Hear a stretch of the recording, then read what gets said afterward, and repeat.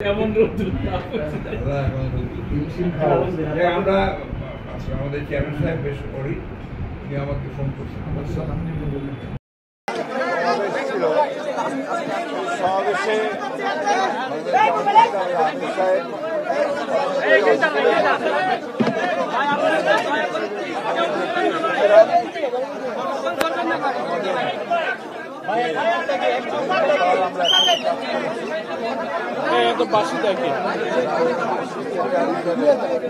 আমাদের দায়িত্ব, আমাদের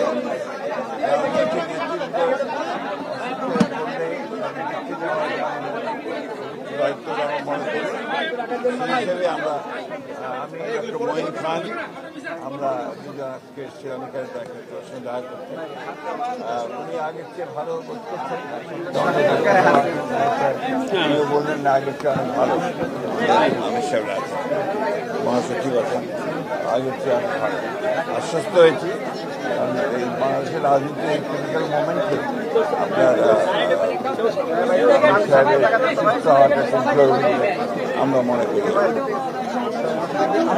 আল্লাহ তাআলার কাছে দোয়া বিএনপির বাংলাদেশ সেক্রেটারি জেনারেল এবং কমিটির যে মহিউদ্দিন খান সাহেব, ওনারা কষ্ট করে অসুস্থ আমির জামাতকে দেখতে আসছেন। আমরা জামাত ইসলামের পক্ষ থেকে ওনাদের প্রতি কৃতজ্ঞতা জানাচ্ছি এবং আমির জামাত ভারপ্রাপ্ত চেয়ারম্যান এবং ম্যাডামের কাছে ওনার সালাম দিয়েছেন।